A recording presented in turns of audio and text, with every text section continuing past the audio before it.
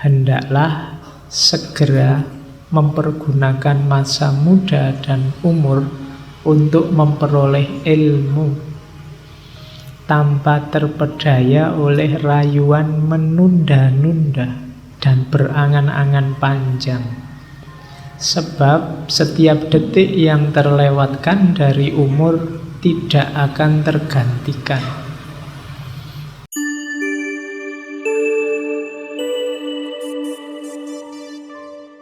Assalamualaikum warahmatullahi wabarakatuh. Bismillahirrahmanirrahim. Alhamdulillahirabbil alamin.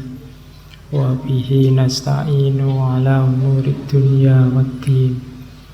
Allahumma sholli wa sallim wa barik ala habibina wa syafi'ina sayyidina wa maulana Muhammadin wa ala alihi wa ashabihi wa man tabi'ahum bi ihsanin ila yaumiddin. Bismillah. Mari kita lanjutkan ngaji kita. Malam hari ini kita bertemu beliau Hadratus Syekh Kiai Haji Muhammad Hasyim Asy'ari. Insya Allah teman-teman semua sudah pernah mendengar nama beliau. Insya Allah juga sedikit banyak sudah tahu siapa beliau. Makanya saya tidak akan sibuk menjelaskan detail riwayat hidup beliau. Seorang waliullah, seorang ulama yang jasanya sangat besar untuk negara kita. Maka sebenarnya beliau ini dulu pernah kita angkat juga, temanya juga tidak jauh dari pendidikan. Beberapa nanti kita bawa lagi malam ini, yaitu dari karya beliau, Adabul Alim wal Muta'allim. Oke, mari kita mulai langsung saja kita ke gagasan-gagasan beliau di ranah pendidikan. Ya pastinya yang terbayang di kepala kita kalau ngomong tentang Kiai Hasyim di ranah pendidikan ya dengan pondok pesantrennya, dengan Tebu Irengnya yang sampai hari ini masih luar biasa. Bismillah ya, kita mulai. Ini kalimat untuk kalian dari Adabul Alim wal Muta'allim. Hendaklah segera mempergunakan masa muda dan umur untuk memperoleh ilmu tanpa terpedaya oleh rayuan menunda-nunda dan berangan-angan panjang. Sebab setiap detik yang terlewatkan dari umur tidak akan tergantikan. Jadi ini peringatan beliau pada kita yang masih muda. Kalau saya kan sudah tua, kalian yang masih muda, rambut saya sudah putih, kalau kalian kan belum. Yang masih muda, prioritaskan ilmu.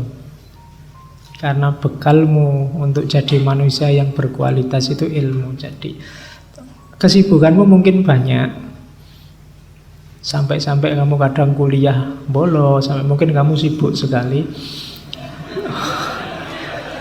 Tapi jangan lupa tetap ilmu ya yang jadi fokusmu, ilmunya. Mungkin kamu agak tergoda oleh rayuan nilai bagus, rayuan IP tinggi, rayuan apalah macam-macam, beasiswa, rayuan. Boleh, tapi jangan prioritas. Prioritasnya tetap ilmu. Jadi fokusmu harus ilmu. Kalau di kalimat itu ada dua rayuan yang biasanya nempel pada anak muda, yaitu menunda-nunda dan berangan-angan panjang. Menunda-nunda itu, kamu tahu sebenarnya ada aktivitas yang bermanfaat yang bisa kamu lakukan, tapi kamu tunda. Basa Jawa ini semoyo, nanti Kamu ngerti sama dosennya ada tugas bikin makalah, alah nanti saja. Kamu baru beli buku bagus, luar biasa, kamu puji-puji, ini buku penting, ini buku bagus. Waktunya baca, nanti sajalah. Nah, kamu selalu menunda-nunda untuk barang-barang ini. Kadang-kadang yang bagus-bagus teralihkan oleh yang tidak penting. Sudah madep laptop, rencananya nulis apa belajar, akhirnya malah chattingan, malah Facebookan, download apa yang tidak jelas. Kamu kebiasaanmu itu nanti pada akhirnya menyesal. Kemarin-kemarin harusnya makalahmu selesai, padahal besok pagi presentasi, akhirnya malam ini pontang-panting. Terus besoknya masuk, mohon maaf Pak, printernya error. Pokoknya yang jadi kambing hitam printernya mesti. Atau kamu telat masuk alasannya bannya bocor. Saya tidak tahu alasan ban bocor itu sampai hari ini kok masih dipakai. Oke, jadi yang pertama itu menunda-nunda. Di antara musuh yang harus kamu kalahkan saat muda itu dirimu sendiri, dan musuh paling besar itu menunda-nunda ini. Besok saja, nanti saja, waktuku masih banyak, umurku masih panjang, wong masih muda, seneng-seneng dululah, dan seterusnya. Nah, hati-hati dengan jebakan menunda-nunda. Yang kedua, berangan-angan panjang. Berangan-angan panjang itu kokean menghayal. Banyak kalau-kalau, sehingga yang penting-penting terus terlewatkan. Seandainya ya, itu seandainya saya ini nanti lulus cepet, kira-kira kerja apa enaknya. Itu bolak-balik gitu aja, ning males sinau. Di mana bisa lulus cepet? Jadi angan-angan. Jadi akhirnya apa? Tidak beraktivitas, tidak jadi belajar. Karepnya banyak, tapi tidak ada satupun yang diwujudkan. Ingin ini, ingin itu, dan seterusnya. Jatuhnya hanya diingin. Kalau bahasa agama kadang pakai istilah lau-lau. Andai saja aku punya uang sebanyak itu. Andai saja aku punya pasangan secakep itu. Andai saja. Terus andai-andai, berandai-andai. Itu dua musuhmu ya tadi, menunda-nunda dan berangan-angan panjang. Oke, coba perhatikan postingan-postinganmu itu biasanya kalau tidak ngomong orang lain ya ngomong tidak jelas, angan-angan panjang ini. Kamu perhatikan, kalau sudah begitu ya cepat-cepat kamu koreksi, kamu kembali ke jalur yang benar. Oke, jadi pertama-tama ini ya diprovokasi oleh beliau Kiai Hasyim agar ayo anak-anak muda fokusmu ilmu. Jangan fokus ke yang lain. Loh, berarti tidak boleh ngapa-ngapain Pak selain belajar? Ya enggak. Tapi prioritas hidupmu nomor satu ilmu. Kalau ada apapun yang tabrakan dengan ilmu, menangkan ilmunya. Terus, nah, zaman itu, ini cara kita kalau ingin memahami Kiai Hasyim, setting yang membesarkan beliau itu setting sosial, budaya, psikologis yang semacam ini. Yang pertama, zaman itu, kalau beliau lahir 1871, 14 Februari. Zaman waktu kita masih asik-asiknya dijajah Belanda. Tapi sudah mulai umat Islam di seluruh dunia ingin bangkit melawan.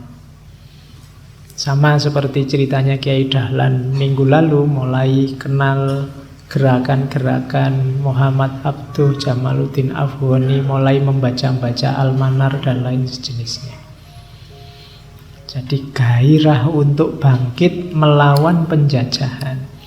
Ini unik, karena nanti Islamic Revivalism ini melahirkan kesadaran baru termasuk dalam kajian ilmunya.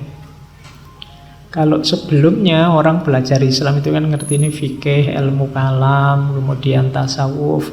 Tapi di kelompok modernis Islamic Revivalis ini tema-temanya mulai geser. tema-temanya pendidikan, tema-temanya anti penjajahan, pokoknya tema-tema kebangkitan sosial.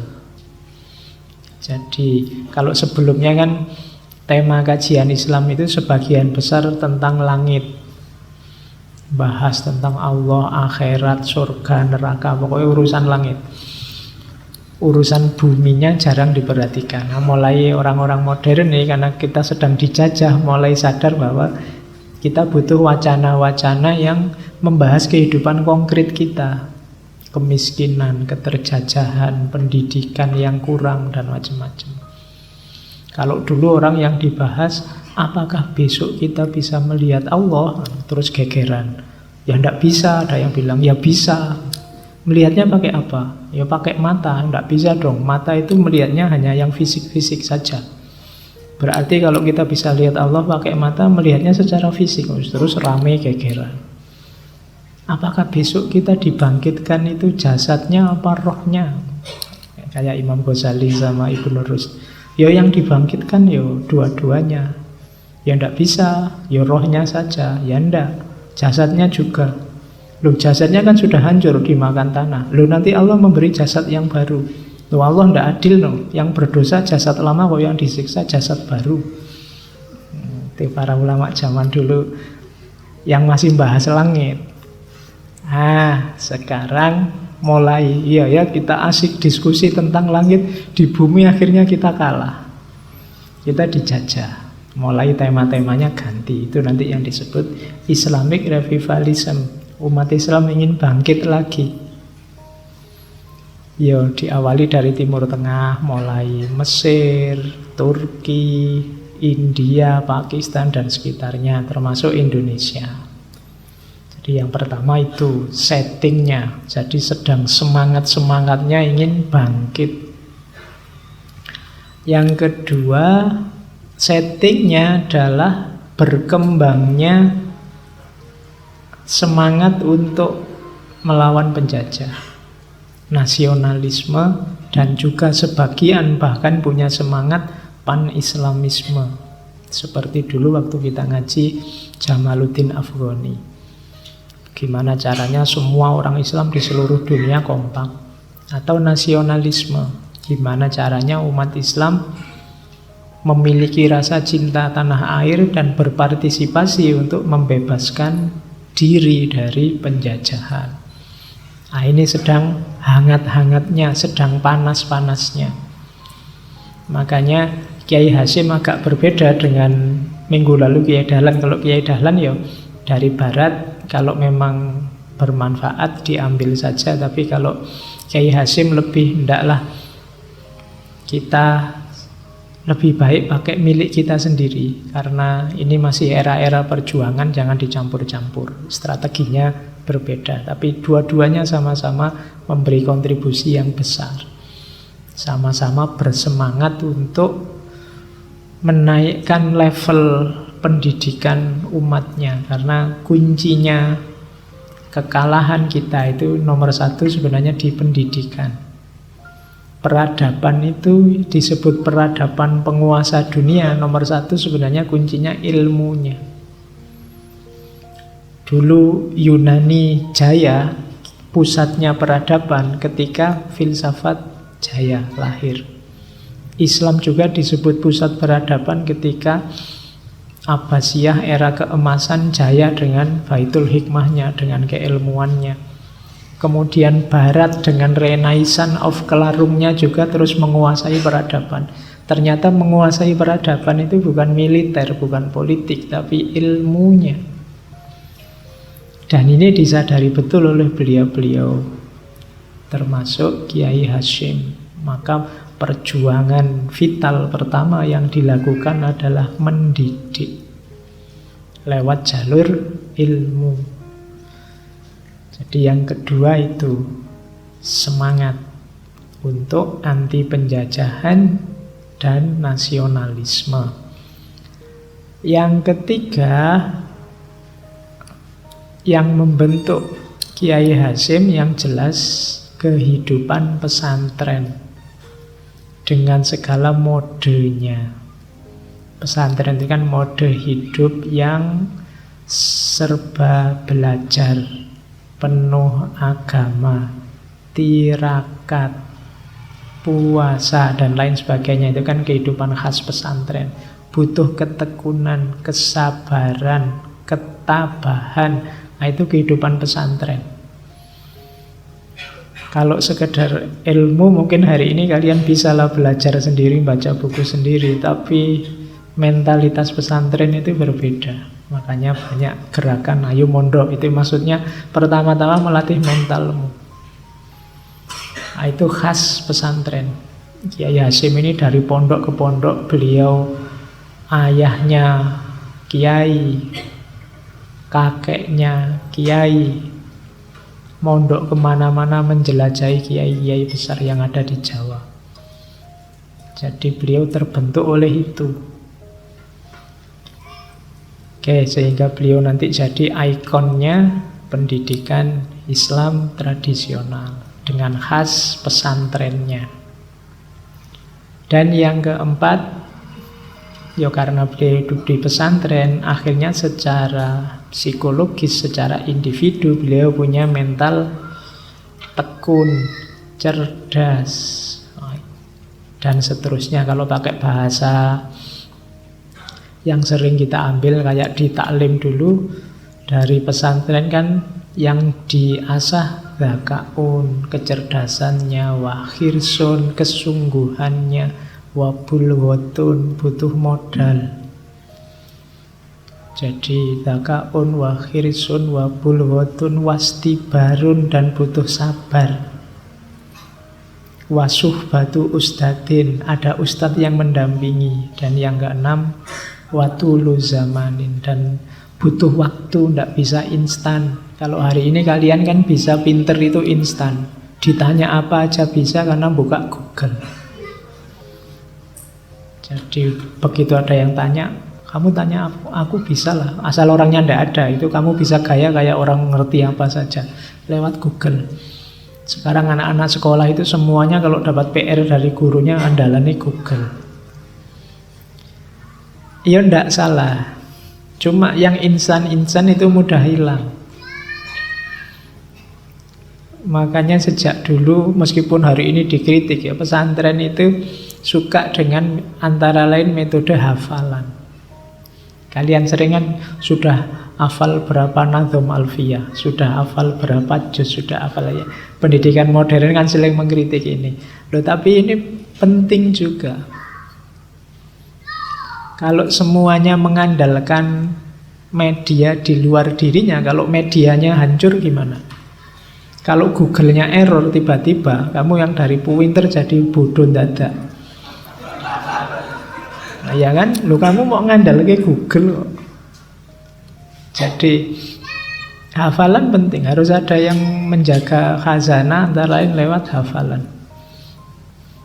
Imam Ghazali itu dulu terkenal rajin nyatet. Dari gurunya dapat ilmu apa aja dicatat. Tapi suatu ketika beliau dapat nasihat dari seorang perampok. Sing nasihati malah perampok. Jadi suatu ketika beliau ini ikut perjalanan pulang ke Tus bareng-bareng kelompok musafir, saudagar. Kebetulan saudagar ini dicegat oleh segerombolan perampok. Nah, Imam Ghazali ini kemana-mana bawa bungkusan catatan-catatannya. Perampok ini pokoknya semua barang dirampas. Akhirnya Imam Ghazali memohon-mohon, sudahlah ambil semua barang terserah, tapi bungkusan itu jangan dibawa. Sampean juga tidak butuh bungkusan itu. Perampoknya tanya, ini bungkusan apa tuh? Jangan-jangan isinya emas, kamu kok minta-minta. Begitu dibuka cuma catatan-catatan. Katanya perampok, barang kayak gini aja kok kamu mohon-mohon untuk ini. Iya, kalau bagi sampean itu tidak ada artinya, tapi bagi saya artinya luar biasa. Karena ilmu saya ada di situ semua. Terus katanya perampok, loh kalau ilmumu ada di sini semua berarti kamu sendiri tidak ada isinya. Tidak ada ilmunya. Gitu kok ngaku orang berilmu. Oh itu sudah. Ya, jadi akhirnya Imam Ghazali tersentuh, mungkin lagi baper, sensi, jadi aduh. perampok aja bisa nyindir aku sedalam itu. Mulai saat itu beliau ganti strategi untuk menghafalkan. Jadi, ya hafalan penting. Hafalan penting. Pak, kan yang penting paham, Pak. Iyalah. Setelah hafal dipahami, atau setelah paham dihafalkan, tidak masalah. Orang yang hafal itu berarti dia mandiri, tidak butuh media di luar dirinya untuk belajar. Jadi keunggulannya itu, betapapun yang hafal lebih menang daripada yang membutuhkan media. Lama-lama terus paham, kan gitu. Jadi kualitas ini ada dalam diri Kiai Hasyim. Dengan setting 4 itu tadi, lahirlah tokoh besar Kiai Haji Muhammad Hasyim Asy'ari dengan inovasi-inovasinya di bidang pendidikan. Terus kalau ini inovasi-inovasi di pesantren beliau. Yang pertama, mirip kayak Kiai Dahlan kemarin, menginisiasi model madrasah. Kalau sebelumnya kan ngaji di pondok itu ya ilmu agama saja, tidak ada ilmu umumnya. Tapi nanti ilmu umum diperkenalkan, ya persis kayak madrasah hari ini yang kalian kenal itu. Jadi itu diperkenalkan di pesantren Tebu Ireng zaman itu. Termasuk nulis yang pakai huruf Latin, belajar bahasa Belanda dan lain sebagainya.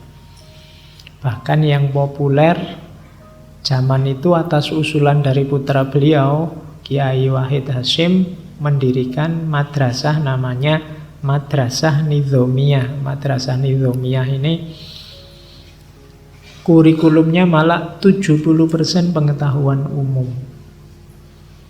Jadi 30%-nya baru pengetahuan agama. Nah, ini jadi memperkenalkan metode belajar yang modern, meskipun tetap tidak meninggalkan agamanya. Dan nanti atas pengaruh Kiai Wahid juga nanti ada perpustakaan, langganan majalah-majalah. Itu ada disebut ada Panji Islam, Islam Bergerak, Dewan Islam dan seterusnya. Itu loncatan yang luar biasa.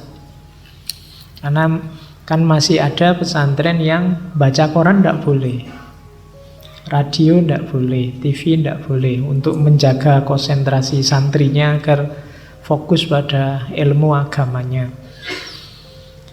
Nah, tapi mungkin santri yang lain itu punya bakat yang berbeda. Ini kalau tidak difasilitasi eman-eman bakatnya, maka di pesantren Tebu Ireng itu ya umum ya diajarkan. Di Madrasah Nizamiyah itu referensi-referensi seperti majalah juga disiapkan. Jadi ini ya kalau hari ini rasanya biasa lah Pak, gitu aja. Sekarang malah kita tidak baca koran lagi. Koran eman-eman sekarang. Kamu kan korannya sudah digital semua. Tidak ada lagi orang baca koran. Zaman dulu orang baca koran itu ya kelihatan elit, atau kalau kelompok tertentu itu dianggap buang-buang waktu. Kayak hari ini, kamu kok HP-nan terus toh. Nah, dulu juga gitu, kamu kok baca koran terus toh. Kok ya belajar kan dulu. Tapi itulah peradaban. Zamannya menuntut kita berakselerasi. Harus ada inovasi-inovasi. Dan ternyata simbah-simbah kita, kiai-kiai kita dulu ya tidak seperti bayangan kita terus anti kemajuan. Mereka juga mau menerima kemajuan kalau itu jelas manfaatnya. Jadi mereka filternya lebih canggih. Jadi ini dari sisi pendidikan, inovasi-inovasi ini sudah dilakukan zaman Kiai Hasyim di pondok pesantren Tebu Ireng. Beliau ini ya hidupnya sejak pagi sampai malam ya isinya mengajar sesuai keahlian beliau. Beliau ini terkenalnya ilmu hadis. Nanti terkenal ngaji Bukhari di pesantren beliau. Oke, sekarang kita lihat dari sisi konsepnya, urgensinya pendidikan. Jadi pendidikan itu menurut Kiai Hasim penting. Urgen itu kan penting. Pentingnya di mana? Yang pertama, mempertahankan predikat manusia sebagai makhluk paling mulia. Jadi manusia itu sebagai makhluk paling mulia karena ilmunya. Bukan karena akalnya, Pak. Enggak, karena ilmunya. Ilmu itu kan hasil dari akal ketika sudah didaya gunakan. Kalau hanya punya akal saja, semua orang punya akal. Kalau tidak digunakan ya sama saja. Maka manusia itu tinggi martabatnya karena ilmu. Kalau ceritanya Nabi Adam dulu kan, Nabi Adam sebelum turun ke bumi oleh Allah, wa 'allama Adamal asma'a kullaha, diajari ilmu-ilmu. Yang ini yang membuat malaikat tidak berdaya di hadapan Adam. Suatu ketika Allah menguji, tanya pada malaikat, malaikat tidak tahu. Ini a'lamu ma la ta'lam. Jadi aku tidak tahu kalau tidak engkau ajarkan ya Allah, dan yang diajari Adam. Jadi kita ini manusia mulia karena ilmu. Dan ilmu itu adanya lewat pendidikan. Maka tidak boleh orang menganggap remeh pendidikan. Dunia paling penting dalam peradaban manusia itu dunia pendidikan. Disitulah manusia bertahan dalam status kemanusiaannya, level kemakhlukan yang paling mulia. Jadi pendidikan jadinya paling penting. Kalau kemarin kita punya tesis bahwa jadilah kita manusia yang manusia. Manusia yang manusia itu ketemunya di dunia pendidikan. Kalau kita tidak lewat jalur pendidikan, kita tidak ketemu ilmu. Kalau kita tidak ketemu ilmu, ya kemuliaan kita sebagai manusia dipertanyakan. Beda dengan yang bukan manusia, kayak binatang itu kan tidak butuh ilmu, dia main insting. Binatang itu ya langsung bisa, apa-apa langsung bisa, sesuai standarnya dia. Ayam itu begitu lahir sudah bisa lari-lari dia. Tidak pakai belajar jalan, tidak pakai ngerangkak dulu, tidak pakai. Dia sudah ada paketnya. Beda sama manusia. Manusia itu panjang masa belajarnya. Dia tidak dari lahir sampai bisa utuh lahir batinnya itu butuh waktu panjang. Dan untuk menumbuhkan itu butuh namanya pendidikan. Oke, itu yang membuat manusia tidak seragam. Kalau hewan kan seragam semua. Bebek itu seragam semua, ayam itu seragam semua. Tidak ada ayam kok berontak, tidak mau aku ikut ayam yang lain, tidak ada. Ya kan, sapi juga nggak ada yang berontak. Wah ini biasanya kalau bulan-bulan gini kita disembelih semua, ayo kita berontak, tidak ada. Besok digituin lagi, ya manut lagi. Bayangkan kalau itu manusia, itu sudah perang itu. Masa aku disembelihi terus? Tapi tidak. Yang bisa seperti itu hanya manusia. Bekalnya ilmu, derajatnya tinggi karena ilmunya. Terus yang kedua, lahirnya peradaban itu karena ilmu. Jadi melahirkan masyarakat yang beradab dan beretika. Kok ada dunia ini rusak, tidak karu-karuan, tidak tertib? Itu jawabannya simpel, karena kurang ilmu atau salah ilmu. Keliru yang dipelajari atau tidak mau belajar. Sejak dulu kok isinya kita perang terus, Pak. Masalahnya sama, tidak selesai-selesai. Mungkin kita tidak belajar. ilmu kita tidak tambah-tambah. Harusnya kalau ilmunya nambah kita berubah. Tapi kok tidak berubah berarti kita tidak belajar. Kita tidak berbudaya dan tidak beretika. Kenapa? Ilmunya macet. Loh, tapi semua orang sekolah loh Pak. Mahasiswa banyak. Bayangkan setahun itu berapa kita menghasilkan sarjana di seluruh Indonesia. Satu kampus kayak di UIN tadi 600 orang di wisuda. Anggap saja standar ya 600. Setahun 4 kali wisuda, 6 kali 4, 2400, 2500 satu kampus setahun. Anggap saja mereka menghasilkan satu skripsi. Satu skripsi itu menyumbangkan apa untuk masyarakat satu skripsi. Anggap saja kecil sumbangannya. Tapi kalau kali 2500 itu harusnya Indonesia ini tentrem makmur. Dihitung dari jumlah skripsinya. Ya kan, kamu tidak akan kehabisan teori, tidak akan kebingungan nyari jawaban masalah. Wong yo skripsi di mana-mana isinya rumusan masalah dan kesimpulan. Ya. Cuma itu tadi, aspek pengamalannya yang tidak jalan. Kalau dihitung, anggap saja, ayo dicari skripsi yang tentang etika atau akhlak, jumlahnya berapa? Oh, itu harusnya kalau satu skripsi mempengaruhi 100 orang misalnya. Itu 2500 skripsi tinggal dikalikan dari satu kampus. Belum kampus-kampus besar yang lain. Wow, Indonesia jaya itu sudah.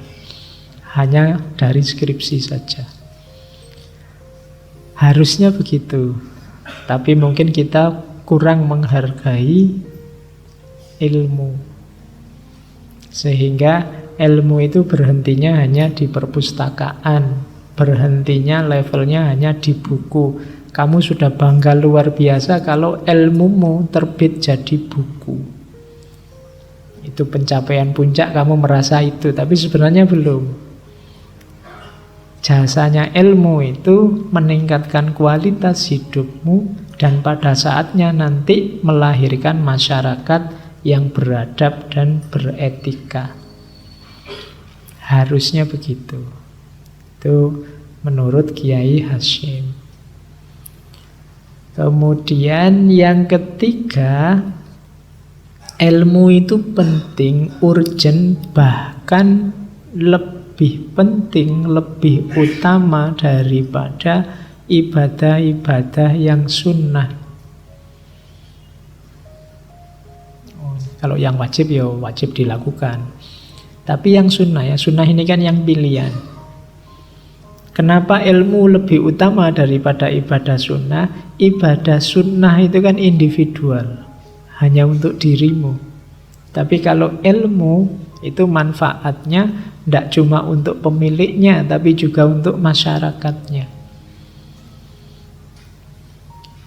Makanya membaca buku, belajar itu dianggap lebih utama daripada hanya ibadah sunnah saja. Misalnya kalau kamu malam mau tahajud, yo, kalau ada waktu jangan cuma tahajud, ada belajarnya.